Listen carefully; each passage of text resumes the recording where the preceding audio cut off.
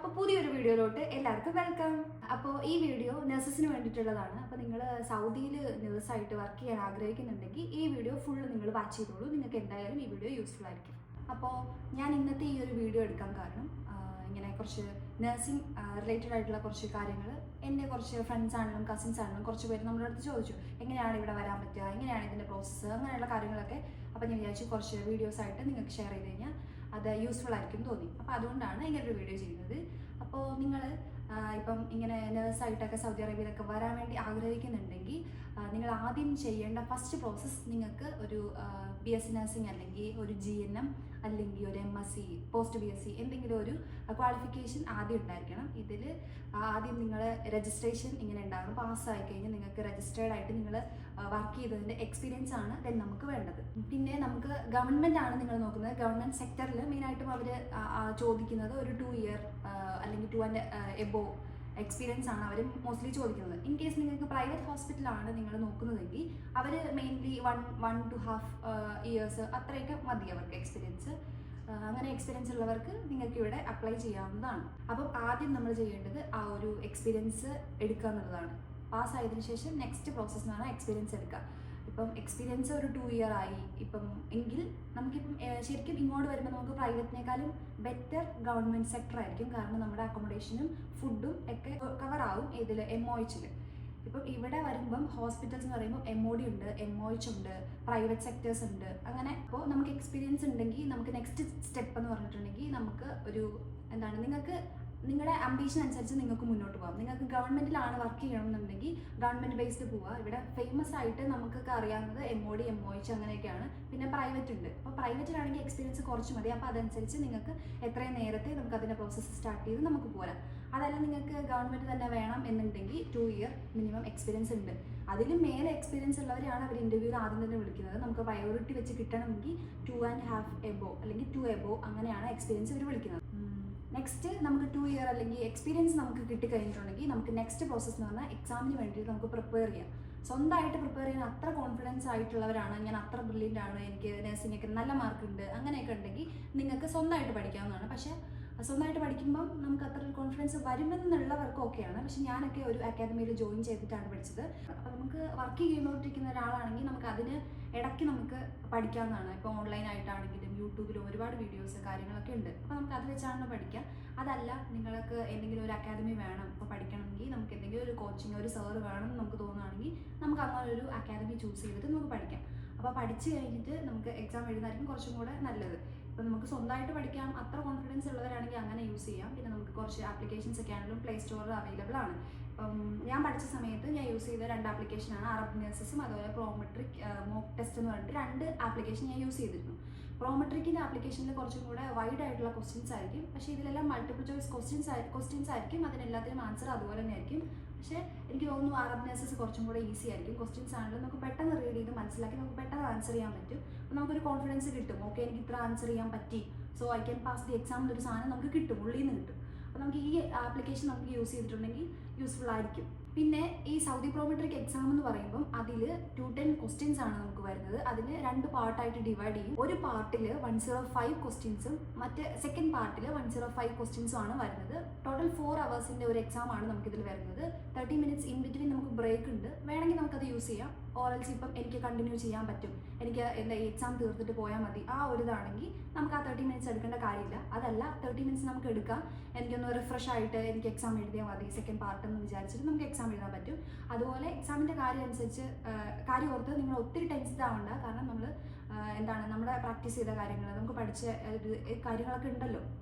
അപ്പോൾ നമ്മൾ ഒത്തിരി ടെൻഷൻ അടിച്ച് കഴിഞ്ഞിട്ടുണ്ടെങ്കിൽ നമ്മൾ മറന്നു പോകും നമ്മുടെ കാര്യങ്ങൾ. അപ്പോൾ എന്തായാലും ഫോക്കസ് ചെയ്ത് നമുക്ക് ഇപ്പം നമ്മൾ ഇത്രയും പഠിച്ചിട്ടൊക്കെയാണല്ലോ വന്നത്. അപ്പോൾ നമ്മൾ സ്വന്തമായിട്ട് നമ്മളുള്ളൊരു വിശ്വാസം ഉണ്ടാക്കിയിട്ട് നമ്മൾ എക്സാം എഴുതാം. നിങ്ങൾ എന്തായാലും പാസ്സാവും. നമുക്ക് സ്വന്തമായിട്ട് നമ്മളെ ഒരു വിശ്വാസം വേണം. എന്നാൽ മാത്രമേ നമ്മൾ ഈ എക്സാം എഴുതിയിട്ട് കാര്യമുള്ളൂ. ഇപ്പോൾ നമ്മൾ എന്തൊക്കെ പഠിച്ചു എന്തൊക്കെ ചെയ്തു എന്ന് വിചാരിച്ചാലും ദൈവത്തിൻ്റെ ഒരു ഭാഗ്യവും കൂടെ നമുക്ക് ഇതിനകത്ത് വേണം.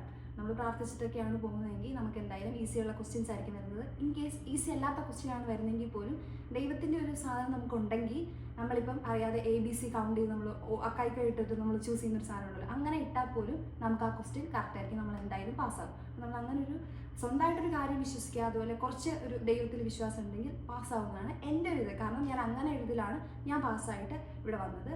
പിന്നെ ഈ എക്സാമിനെ പറ്റി പറയുമ്പം നമ്മൾ ഏതാണ് എക്സാം സെൻറ്റർ ചൂസ് ചെയ്യുന്നത്, എക്സാമിന് ഡേറ്റ് എടുക്കുമ്പോൾ മുന്നേ നമുക്ക് നമ്മുടെ കൺവീനിയൻ്റ് അനുസരിച്ചുള്ള പ്ലേസ് കിട്ടണം എന്നുണ്ടെങ്കിൽ മുന്നേ തന്നെ എക്സാം ഡേറ്റ് എടുത്തിരിക്കണം. നമ്മൾ ഇപ്പം ഒരു അക്കാദമിയിൽ ഒരു ഓൺലൈനായിട്ട് അല്ലെങ്കിൽ ഒരു ക്രാഷ് അറ്റൻഡ് ചെയ്തിട്ടാണ് നമ്മൾ പോയി എക്സാം എഴുതുന്നതെങ്കിൽ മാക്സിമം ഒരു 2 to 3 ഡേയ്സിനുള്ളിൽ പോയി എക്സാം എഴുതുന്നതായിരിക്കും ബെറ്റർ. കാരണം നമുക്ക് ആ ഒരു ക്രാഷ് അറ്റൻഡ് ചെയ്ത് ഒരു 2 to 3 ഡേയ്സ് നമുക്ക് ഈ പറഞ്ഞ അറബ് നഴ്സസോ ഇല്ലെങ്കിൽ പ്രോമെട്രിക്കിൻ്റെ ആ ഒരു മോക്ക് ടെസ്റ്റ് അതിൻ്റെ ആപ്ലിക്കേഷൻ ഉണ്ടല്ലോ, അതൊക്കെ യൂസ് ചെയ്ത് നമുക്ക് കുറച്ച് കാര്യങ്ങളൊക്കെ നമ്മൾ എന്താണ് റെഫർ ചെയ്ത് ഇപ്പോൾ നമ്മൾ പഠിച്ച കാര്യങ്ങൾ കുറച്ചും കൂടെ നമ്മൾ അതിൽ അപ്ലൈ ചെയ്ത് നോക്കുമ്പോൾ നമുക്ക് എത്ര റിസൾട്ട് വരുന്നുണ്ട്, നമ്മൾ പാസ് ആവുന്നുണ്ടോ എന്ന് നോക്കിയിട്ട് നമുക്ക് അതനുസരിച്ച് നമ്മളെ ഒന്ന് വാല്യുവേറ്റ് ചെയ്തിട്ട് നമുക്ക് പോയി എക്സാം എഴുതാം.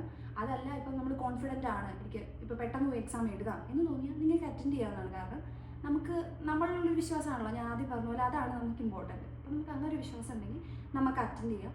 പിന്നെ ഇപ്പം എക്സാം എഴുതുന്നവർക്ക് എനിക്ക് പറയാനുള്ള ഒരു കാര്യം, ഇപ്പം നമുക്ക് ഇത് 3 അറ്റംപ്റ്റ് ഉണ്ട് ഈ എക്സാമിന്. അപ്പം നമുക്ക് ഇപ്പം ആദ്യത്തെ തവണ ഫെയിൽ ആയെന്ന് പറഞ്ഞാൽ നമുക്ക് ഒന്നും വിഷമിക്കേണ്ട കാര്യം അത്രതായിട്ടില്ല. കാരണം നമുക്ക് പിന്നെയും ഓപ്ഷൻസ് ഉണ്ട്. ഇപ്പോൾ സൗദി മാത്രമല്ല വേറെ രാജ്യങ്ങളുണ്ടല്ലോ. അപ്പോൾ നമ്മൾ അതിൻ്റെ പേരിൽ ഡിപ്രഷൻ അടിച്ചിരിക്കരുത്.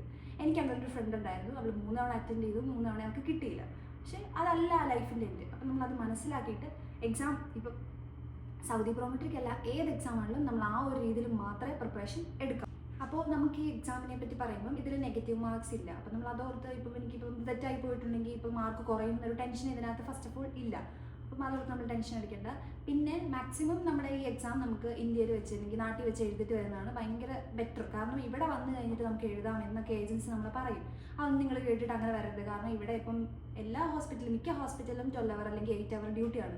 അപ്പോൾ ഈ ചൂടാണ് ഇവിടെയൊക്കെ. സൗദി അറേബ്യ എന്ന് പറയുമ്പോൾ മാക്സിമം നല്ല ചൂടാണ്. അപ്പോൾ നമ്മൾ അതൊക്കെ കൺസിഡർ ചെയ്ത് പിന്നെ ഈ ഡ്യൂട്ടി ഒക്കെ കഴിഞ്ഞ് അടുത്ത് വന്നിട്ട് പിന്നെ ഇതിന് വേണ്ടി പഠിക്കുക. അത് മാക്സിമം നമുക്കിപ്പോൾ ഒരു അക്കാദമി ജോയിൻ ചെയ്തിട്ടായിരിക്കും നമ്മൾ ഇവിടെയൊക്കെ വന്നിട്ട് പിന്നെ എക്സാം എഴുതാൻ പോകുന്നത്. തന്നെ എന്തായാലും അതിനുള്ള ടൈം നമുക്ക് കിട്ടില്ലല്ലോ. അപ്പോൾ പെട്ടെന്ന് നമുക്ക് ഏതെങ്കിലും ഒരു അക്കാദമി ചൂസ് ചെയ്താൽ അങ്ങനെയായിരിക്കും നമ്മൾ എക്സാം എഴുതാൻ വേണ്ടിയിട്ട് പ്രിപ്പയർ ചെയ്തത്. അപ്പോൾ ആ ടൈമിൽ നമുക്ക് ടൈം മാനേജ് ചെയ്യുക, എന്താണ് ഡ്യൂട്ടി ടൈമും ഈ ഒരു പഠിക്കുന്ന ടൈമും മാനേജ് ചെയ്യുന്നത് ഭയങ്കര പാടായിരിക്കും. അപ്പോൾ എൻ്റെ ഫ്രണ്ട്സ് ആണെങ്കിലും ഇവിടെ മുന്നേ വന്ന് എക്സാം എഴുതിയവരുണ്ട്, ഇവിടെ വന്നിട്ട് ഭയങ്കര പാടാണ്. അവരൊക്കെ നമ്മുടെ അടുത്ത് ഒരു സജഷനായിട്ട് പറയുന്ന ഒരു കാര്യമാണ്, എന്തായാലും പിള്ളേരെ നാട്ടിൽ നിന്ന് എഴുതിയിട്ട് വാ അങ്ങനെ ഒരു കാര്യമാണ് എപ്പോഴും നമ്മൾ മൈൻഡിൽ വെച്ചേക്കുക. അങ്ങനെ നമ്മൾ നാട്ടിൽ നിന്ന് എക്സാം എഴുതിയിട്ട് വരിക, അതായിരിക്കും ഏറ്റവും ബെറ്റർ ആയിട്ടുള്ള കാര്യം. ഇവിടെ വന്നിട്ട് അതിൻ്റെ പേരിൽ ടെൻഷൻ അടിക്കേണ്ട കാര്യമൊന്നും വരില്ല. അപ്പോൾ നമ്മൾ എന്തായാലും മാക്സിമം നാട്ടിൽ തന്നെ എക്സാം എഴുതിയിട്ട് വരിക കേട്ടോ. ഓക്കെ, നമ്മൾ വൺസ് എക്സാമിന് വേണ്ടിയിട്ട് നമ്മൾ പ്രിപ്പയർ ആയിക്കഴിഞ്ഞാൽ നെക്സ്റ്റ് സ്റ്റെപ്പ് എന്ന് പറഞ്ഞിട്ടുണ്ടെങ്കിൽ എലിജിബിലിറ്റി എടുക്കുക എന്നുള്ളതാണ്. അതിന് ഏകദേശം ഒരു 28,000 രൂപ അടുത്ത് നമുക്ക് ഫീസ് വരുന്നുണ്ട്. അപ്പം ഞാൻ എഴുതിയ ടൈമിൽ അത്രയായിരുന്നു. ഇപ്പം അതിൻ്റെ എമൗണ്ട് കൂടിയോ എന്ന് എനിക്കറിയില്ല. നിങ്ങൾ ജസ്റ്റ് അപ്ഡേഷൻ നോക്കിയിട്ട് അതെടുക്കുക. ഏകദേശം ആ ഒരു റേഞ്ചിൽ നമുക്ക് എലിജിബിലിറ്റിക്ക് വേണ്ടിയിട്ടുള്ള ഫീസ് ആവുന്നുണ്ട്. പിന്നെ നമ്മൾ എക്സാമിന് വേണ്ടിയിട്ട് നന്നായിട്ട് പ്രിപ്പയർ ചെയ്യുക. ഇത്രയും എമൗണ്ട് എടുത്ത് നമ്മൾ എഴുതുന്ന ഒരു എക്സാം ആയത് കാരണം നന്നായിട്ട് പ്രിപ്പയർ ചെയ്തിട്ട് എക്സാം എഴുതുക. വൺസ് നമ്മളൊരു എലിജിബിലിറ്റി എടുത്തു കഴിഞ്ഞിട്ടുണ്ടെങ്കിൽ നെക്സ്റ്റ് നമുക്ക് ചെയ്യാവുന്നതാണ് എക്സാം ഡേറ്റ് എടുക്കുക. എക്സാം ഡേറ്റ് എടുക്കുന്നതിന് നമുക്ക് പേയ്മെൻ്റ് ഉണ്ട്. 26,500 രൂപയാണ് ഞാൻ പേയ്മെൻറ്റ് ചെയ്തത്. എനിക്ക് തോന്നുന്നു എക്സാം ഡേറ്റ് എല്ലായിടത്തും സെയിം തന്നെയാണെന്ന് തോന്നുന്നു. അത്രയും പേയ്മെൻറ്റ് ചെയ്തിട്ടാണ് നമ്മൾ എക്സാം ഡേറ്റ് എടുക്കുന്നത്. വൺസ് എക്സാം ഡേറ്റ് എടുത്തു കഴിഞ്ഞാൽ നമുക്ക് ഏതാണോ സെൻറ്റർ കിട്ടുന്നത് അതനുസരിച്ച് നമുക്ക് പോയി എക്സാം ഡേറ്റ് എടുത്ത സമയത്ത് കറക്റ്റ് നമുക്ക് പോയി അറ്റൻഡ് ചെയ്യാവുന്നതാണ്. പക്ഷെ നമ്മൾ ശ്രദ്ധിക്കേണ്ട ഒരു കാര്യം, നമുക്ക് എക്സാം ഡേറ്റ് എടുക്കുമ്പോൾ അല്ലെങ്കിൽ എലിജിബിലിറ്റി എടുക്കുമ്പോൾ നമ്മുടെ പാസ്പോർട്ട് ഉണ്ടല്ലോ, ആ പാസ്പോർട്ടിലെ കറക്റ്റ് 3 names എന്താണോ ആ നെയിം ആയിരിക്കണം നമ്മുടെ എലിജിബിലിറ്റിയിൽ വരുന്നത്. അല്ലെങ്കിൽ നമ്മുടെ ആ ഒരു എക്സാമിൻ്റെ നമ്മൾ ഡേറ്റ് എടുത്തിരിക്കുമ്പോൾ നമുക്കൊരു പേപ്പർ കിട്ടുമല്ലോ, ഒരു ഷീറ്റ് ഓഫ് പേപ്പർ കിട്ടും. അതിൽ ആ പേര് കൺഫേം നമ്മുടെ ആ ഒരു പാസ്പോർട്ടിലെ പേരാണെന്ന് വെരിഫൈ ചെയ്യാം. ഇല്ലെങ്കിൽ നമ്മൾ എക്സാമിന് പോയിട്ട് സെൻറ്ററിൽ ചെന്നിട്ട് നമ്മൾ അവരെ ഇറക്കി വിടും. അപ്പോൾ നമ്മൾ അവിടെ ചെന്ന് കഴിയുമ്പോൾ നമുക്ക് എക്സാം എഴുതാൻ പറ്റുമോ, അവർ കയറ്റുമോ എന്നൊരു ടെൻഷൻ നമുക്ക് വരും. കാരണം എൻ്റെ പേഴ്സണൽ എക്സ്പീരിയൻസ് ആണ്. ഞാൻ അവിടെ ചെന്നപ്പം എൻ്റെ 3 full name ഉള്ളതിൽ ജസ്റ്റ് എൻ്റെ 3rd name second ആയിപ്പോയി, 2nd name 3rd ആയിപ്പോയി. അപ്പോൾ അവർക്ക് കൺഫ്യൂഷനായി, ഈ ആൾ കൺഫേം ഇതാണോ എന്നൊരിതിൽ ഇവർക്ക് കൺഫേം ചെയ്യാൻ വേണ്ടിയിട്ട് ഫസ്റ്റ് എന്നെ കയറ്റി എക്സാം ഹോളിൽ നിന്ന് ഇവർ എന്നെ ഇറക്കി വിട്ടിട്ടുണ്ടായിരുന്നു. അത് കഴിഞ്ഞിട്ട് ഇവർ കൺഫേം എല്ലാ ഡീറ്റെയിൽസ് എല്ലാ കാര്യങ്ങളും ഇവർ റീചെക്ക് ചെയ്തിട്ടാണ് നമ്മളെ എക്സാം ഹോളിലോട്ട് കയറ്റിയത്. അപ്പം എൻ്റെ ഒരു ഭാഗ്യത്തിൽ എനിക്ക് ആ എക്സാം എഴുതാൻ പറ്റി. പക്ഷേ അവിടെ ഉണ്ടായിരുന്ന ആ ഒരു സാറൊക്കെ പറഞ്ഞത് മോസ്റ്റ്ലി ഇങ്ങനെ ആരെയും അലോ ചെയ്യാറില്ല എന്നാണ്. കാരണം എൻ്റെ ഇത് ജസ്റ്റ് ഒരു പേര് അങ്ങോട്ടും ഇങ്ങോട്ടും മാറിയത് മാത്രമേ ഉള്ളൂ. പക്ഷേ ഇപ്പം പേരിൻ്റെ ഇനിഷ്യൽ വ്യത്യാസം എന്തെങ്കിലും ഒരു വ്യത്യാസം വന്നു കഴിഞ്ഞിട്ടുണ്ടെങ്കിൽ എക്സാം നമുക്ക് പ്രൊസീഡ് ചെയ്യാൻ പറ്റില്ല. അപ്പോൾ നമ്മൾ ആദ്യം എലിജിബിലിറ്റി എടുക്കുന്ന ടൈമിൽ തന്നെ നമ്മുടെ ഈ പേര് കറക്റ്റ് ആണെന്ന് ഉറപ്പുവരുത്തുക. അത് കഴിഞ്ഞ് നമുക്ക് എക്സാമിന് പ്രൊസീഡ് ചെയ്യാവുന്നതാണ്. എക്സാമിന് നമുക്ക് ഫീസ് വരുന്നത് ഏകദേശം 26,500 രൂപയാണ്. ആ ഒരു ഫീസ് ഏകദേശം എല്ലായിടത്തും സെയിം തന്നെയാണെന്ന് തോന്നുന്നു. അത് നമ്മളിപ്പോൾ ഒരു അക്കാദമി ത്രൂ ആണ് എഴുതുന്നതെങ്കിൽ നമുക്ക് എലിജിബിലിറ്റി അവർ തന്നെ എടുത്തു തരും. ആ ഒരു ടൈമിൽ തന്നെ അവർ നമുക്ക് എക്സാമിൻ്റെ ഡേറ്റും അഡ്ജസ്റ്റ് ചെയ്ത് എടുത്തു തരും. അപ്പോൾ നമുക്ക് ഏതാണോ കൺവീനിയൻറ്റ് സെൻറ്റർ അതനുസരിച്ച് നമുക്ക് പോയി എക്സാം എഴുതാവുന്നതാണ്. നെക്സ്റ്റ് നമുക്ക് ചെയ്യേണ്ട സ്റ്റെപ്പാണ് ഡാറ്റ ഫ്ലോ. ഡാറ്റ ഫ്ലോ ചെയ്യാന്ന് പറഞ്ഞാൽ നമുക്ക് എക്സാം എഴുതി കഴിഞ്ഞിട്ടുള്ള നെക്സ്റ്റ് സ്റ്റെപ്പാണ്. ഇപ്പം എക്സാം എഴുതുന്നതിന് മുന്നേ തന്നെ നമുക്ക് അത്ര കോൺഫിഡൻ്റ് ആണ് ഞാനതൊരു പാസ്സാവും തോന്നുന്ന ഒരാൾക്ക് ഡാറ്റ ഫ്ലോ നമുക്ക് എക്സാമിന് മുന്നേ തന്നെ നമുക്ക് എലിജിബിലിറ്റി ഒക്കെ എടുത്ത് കഴിയുമ്പോഴത്തേക്കും നമുക്ക് സ്റ്റാർട്ട് ചെയ്യാവുന്നതാണ് ഡാറ്റ ഫ്ലോ പ്രോസസ്സ്. അപ്പോൾ അതിൻ്റെ വൺസ് പ്രോസസ്സ് കഴിഞ്ഞ് കഴിഞ്ഞാൽ ഇപ്പോൾ ഒരു ഇൻ്റർവ്യൂ വിളിച്ചാൽ തന്നെയും ഡാറ്റ ഫ്ലോയും കൂടെ ഉള്ള ഒരാൾക്ക് പ്രയോറിറ്റി ഉണ്ടാവും. അപ്പോൾ നമ്മുടെ എക്സ്പീരിയൻസ് നോക്കും. ഇപ്പോൾ ഡാറ്റ ഫ്ലോ ഒക്കെ റെഡി ആണെന്നുള്ള ഒരാൾക്ക് നമുക്ക് പ്രോസസ്സിങ് വളരെ ഈസി ആയിരിക്കും. അപ്പം അങ്ങനെ നോക്കിയിട്ടാണ് കുറേ ഇൻ്റർവ്യൂസിലൊക്കെ നമുക്ക് അവർ നമ്മുടെ അടുത്ത് ചോദിക്കും. അപ്പോൾ ഡാറ്റ ഫ്ലോ ഉണ്ടെന്നുണ്ടെങ്കിൽ അതൊരു കൺവീനിയൻ്റ് ആയിട്ടുള്ള കാര്യമാണ്.